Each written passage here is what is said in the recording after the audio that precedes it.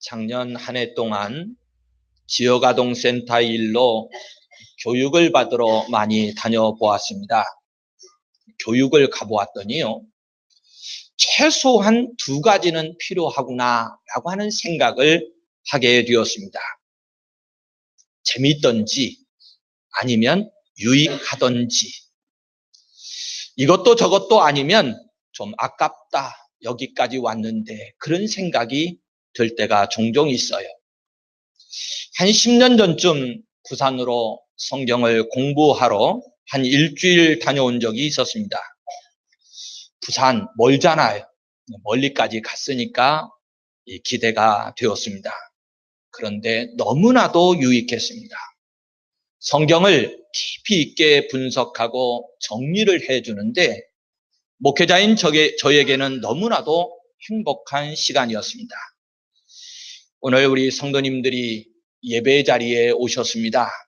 예배가 사명이기는 하지만 아마도 모두들 하나님의 말씀을 기대하리라 생각을 합니다. 두 가지가 필요했지요. 아마도 여러분들은 이미 잘 알고 계시겠지만 저는 재미있게는 하지를 못합니다. 그러나 최대한 하나님의 말씀을 잘 분석해서 신앙인으로서 유익한 시간이 되도록 하겠습니다. 꼭 여러분들도 집중하셔서 하나님의 은혜 받기를 소망하실 수 있기를 바랍니다. 오늘 본문이 20절과 21절 말씀인데 5장에 이제 벌써 끝자락에 왔습니다. 사실 20절과 21절은 12절과 19절까지의 내용을 다시 한번 마무리하는 명제라고 말할 수 있습니다.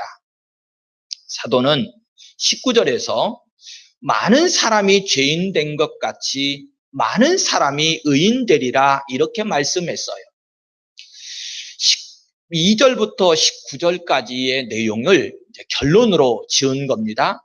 그런데 이제 21절에서는 죄가 사망 안에서 왕노릇한 것 같이 은혜도 또한 의로 말미암아 왕노릇하며 그러면서 21절 속에서는 죄의 왕국이라고 하는 것과 이 은혜의 왕국을 대조를 해주면서 총결론을 내리고 있습니다. 여기서 19절과 21절이 나름대로의 결론을 맺고 있잖아요. 이 두 절을 한번 비교를 해봤더니 이렇게 나누어져 있었습니다.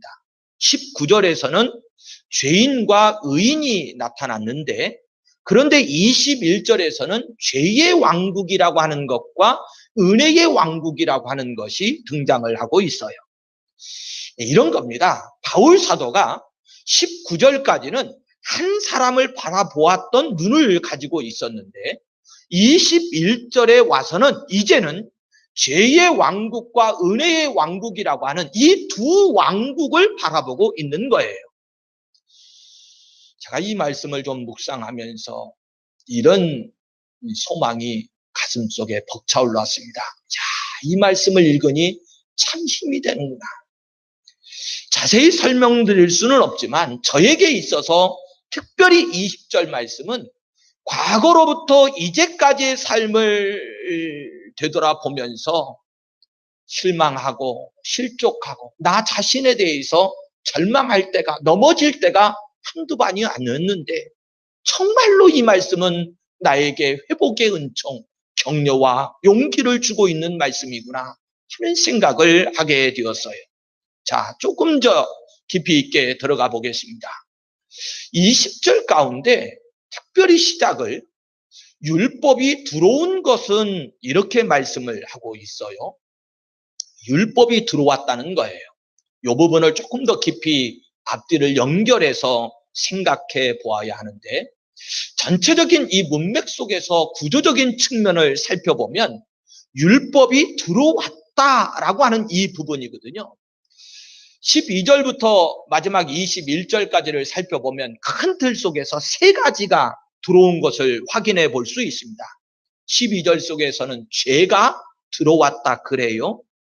12절과 15절과 20절에 가보면 은혜가 들어온 것을 확인해 볼 수 있습니다. 그런데 20절에 와서는 율법이 들어왔다 이렇게 말씀을 해요. 이 점에서 굉장히 중요하게 생각해야 될 요점이 있습니다. 한 사람으로 말미암아 죄가 들어왔잖아요.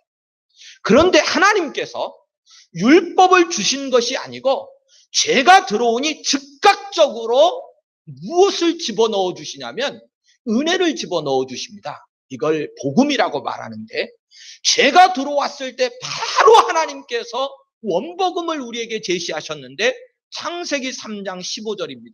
내가 여자의 후손으로 내 머리를 상하게 할 것이요 그랬어요. 곧 은혜를 넣어주신 겁니다. 오늘 본문대로 하면 원복음과 은혜가 들어왔다는 거예요. 침입한 죄를 무엇으로 하나님께는 막아내고 대항하게 하셨느냐? 은혜로 막아내고 은혜로 대항하게 하셨다는 겁니다. 이 말씀은 정말로 잘 정리를 해야 됩니다. 어떤 사람들은 자꾸 율법을 주장을 해요. 그러다가 율법으로 하려다가 안 되니까 복음을 주셨다 이렇게 주장하는 이들이 많이 있는데요. 아닌 거예요. 율법은 오늘 우리가 가진 성경을 개정력이라고 개정개혁이라고 말을 하는데요. 이 개혁 개정 속에서는 들어왔다로 번역을 했는데, 사실은 앞전 성경 그 개혁본 속에서는 가입이라는 표현을 썼거든요. 저는 말씀을 묵상하면서 이 내용 속에서는 가입이라고 하는 말이 더 적절하겠다라고 하는 생각을 했어요. 왜 그러냐면 이 율법이라고 하는 것은, 제가 두 가지의 복음을 이 시간 말씀할 건데, 원복음이라고 하는 원래 앞에서 주셨던 복음이 있었어요. 창세기 3장 15절 읽어드렸죠. 뿐만 아니라 이 원복음을 받아서 계속 하나님께서 언약으로 주시는 복음이 있었습니다. 믿음의 조상들에게 아브라함부터 시작해서 하나님께서 계속 메시아의 언약을 주시잖아요. 그리고 그 다음의 복음은 그리스도가 오심으로 말미암아 나타난 실체적인 복음인 겁니다. 그러니까 앞에서 언약으로 주셨던 복음이 있고 실체가 나타난 복음이 있는데, 이 복음과 복음 사이에 하나님께서 율법을 넣어주셨다, 가입시켰다 이렇게 말씀하고 있는 거예요. 그리고 갈라디아서 3장 19절에 가보면 이 부분을 더한 것이라 이렇게 말씀합니다. 한마디로 끼워 넣기를 하셨다라고 하는 거거든요. 20절과 이제 13절 말씀이 연결되어져 있는 건데, 13절 말씀에 가보면 율법이 없었을 때에는 죄를 죄로 여기지 아니하였느니라 이렇게 말해요. 즉 죄를 모른다는 겁니다. 왜 하나님께서 복음과 복음, 이 은혜와 은혜 사이에 율법을 끼워 넣게 하신 걸까? 왜 복음의 실체가 되신 예수 그리스도가 등장하기 전에 율법을 가입시켜 넣은 걸까라고 하는 부분을 성경이 자세히 설명하고 있는 겁니다. 율법이 없으면 죄를 모르기 때문이라는 거예요. 제가 말씀을 묵상하다가 이 부분 중요해서 정말로 잘 설명해야 되겠다 하는 생각을 했는데, 이런 겁니다. 요즘 어린 아이 때부터 아까운 것을 잘 몰라요. 아이들이요, 너무 풍족하다 보니까 학용품도, 때로는 입고 있는 옷도, 자기 물건도 함부로 합니다. 잃어버려도요, 찾지를 않습니다. 또 요즘 아이들은요, 물건을 사도요, 부모 형편 따지지를 않습니다. 무조건 명품이에요, 명품. 나중에는 허다하다 안 되면 뭐라도 사달라고 그러는 줄 아세요? 명품이 안 되면 뭐라도? 짝퉁이라도 사달라.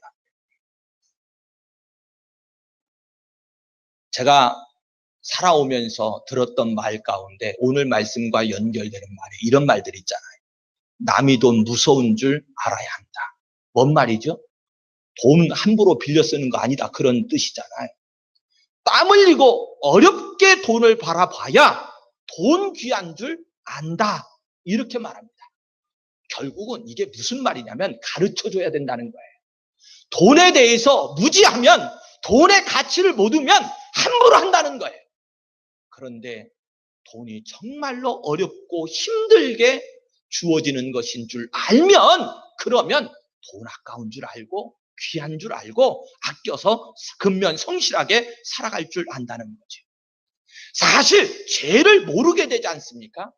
그러면 은혜가 더욱 넘쳐나니 한 은혜의 필요에 대해서도 모르는 겁니다. 병든 자라야 의원을 찾기 마련이잖아요. 그래서 20절 말씀에 율법이 들어온 것은 범죄를 더하게 하려 함이라 이렇게 말씀합니다. 바울 사도가요 7장 7절에도 가보면 율법으로 말미암지 않고는 내가 죄를 알지 못하였으니 곧 율법이 탐내지 말라 하지 아니하였더라면 내가 탐심을 알지 못하였으리라 이렇게 말씀을 합니다. 그렇습니다. 이것이 바로 율법을 주신 이유예요. 그런데 조금 더 깊이 생각해 봐야 될 것이 있습니다. 바울 사도가요 율법이 들어온 것은 우리가 지금 설명을 했듯이 죄를 깨달아 알게 하려 함이라 이래야 맞을 것 같은데 우리가 일반적으로 죄를 넣어주신 이유가 죄를 이제 깨달아 알아라 이런 뜻인 거잖아요. 그런데 그렇게 말하지 않고 범죄를 더하게 하려 함이라 이렇게 말씀하고 있다는 점이에요. 이 뜻이 무엇이냐? 죄인이라고 하는 사실을 깨닫는 정도가 아니고요. 죄를 깨달았으면 다시는 죄를 범하지 않아야 바른 것이잖아요. 저나 여러분들이 알았잖아요. 그러면 잘못된 걸 알았으면 고치던지 아니면 잘못된 죄에 다시 지금 넘어지면 안 되지 않습니까? 그런데도 불구하고 우리가 죄인 줄 알면서도 또다시 아니 반복적으로 죄를 짓습니다. 무엇을 말하는 건 줄 아십니까? 우리 사람은요 전적으로 타락하고 전적으로 부패해서 그것으로 인하여 한마디로 구제불능 즉 자력구원 우리 스스로는 절대로 구원받을 수 없다. 우리는 완전히 불가능한 존재다. 이것을 바로 인식시키기를 원해서 이렇게 말씀하는 겁니다. 율법이 들어온 것은 죄를 깨달아 알게 하려 합니다. 이게 아니고 왜? 알아도 넘어지잖아요. 알아도 또 죄 짓잖아요. 그러니까 말씀을 범죄를 더하게 하려 함이라 이렇게 정리를 하고 있어요. 범죄를 더하게 하려 함이라? 그렇습니다. 이 말씀을 조금 더 묵상해 보면 저나 여러분들이 믿노라 하는 사람들은 다 이구동성으로 하나님 앞에 나오면 먼저 하는 고백이 뭡니까? 나는 죄인입니다. 이 고백하잖아요. 그런데요, 정말로 죄를 얼마만큼 알고 있는지 의심스러워요. 현대 교회 내에서 일어나는 교회와 성도들이 비난받고 손가락질 받는 모든 일들을 되돌아보면 이 성전에 와서 다들 죄인이라고 고백은 하는데 정말로 죄는 알고 있는 걸까? 제대로 알고 있는 죄인이라면 성도 여러분 그렇게 행동 안 하겠지요? 그렇게 교회의 모습이 타락하고 비난받고 손가락질 받지는 않을 거 아니에요? 한마디로 죄를 제대로 알지 못한다라고 말해도 절대로 틀린 말이 아닐 것 같습니다. 죄를 제대로 깨달아 알잖아요. 바울 사도의 말을 좀 빌려보겠습니다. 바울 사도가요, 자신이 죄인임을 깨닫습니다. 그런데 더 깨달아요. 아니, 더욱 깨닫습니다. 디모데전서 1장 15절에 미쁘다 모든 사람이 받을 만한 이 말이요. 그리스도 예수께서 죄인을 구원하시려고 세상에 임하셨다 하였도다. 죄인 중에 내가 개순이라 이렇게 고백을 합니다. 그렇습니다. 그래서 이렇게까지 고백할 정도로 죄인됨을 깨닫고 더욱 깨달아 알았기 때문에 바울 사도는 그에 상응하는 은혜도 더욱 넘치게 힘입을 수 있었던 거예요. 깨달아 아는 만큼 그 은혜의 분량이 커진 겁니다. 예수님께서는 말씀하셨습니다. 누가복음 7장 47절에 사함을 받은 일이 적은 자는 적게 사랑하느니라. 성도 여러분, 어떤 사람이 사함을 받은 일이 적은 자입니까? 자신의 죄를 적게 깨달은 자입니다. 그렇다면 어떤 사람이 사함받은 일이 많은 자이겠습니까? 조금 정리를 해볼까요? 저나 여러분들이 죄인입니다 라고 고백할 때, 나는 죄인입니다 라고 하는 것을 고백할 때 정말로 파렴치하고 도저히 용서받을 수 없고 나의 삶의 인생의 결론, 마지막 길은 지옥이라고 하는 것을 깨달아 알고서 하시는 말씀입니까? 그런데 그 흉악하고 나의 죄로 말미암아 지옥에 갈 수밖에 없는 존재인 나를 예수 그리스도의 보혈의 십자가를 통해서 대신 속죄를 해주시고 나를 구원하셔서 하나님의 나라를 유업으로 이을 자를 만들어 주셨다라고 말하면 그 은혜, 성도 여러분, 우리가 받을 만한 은혜이고 감당할 만한 은혜일까요? 도저히 그렇지 않잖아요.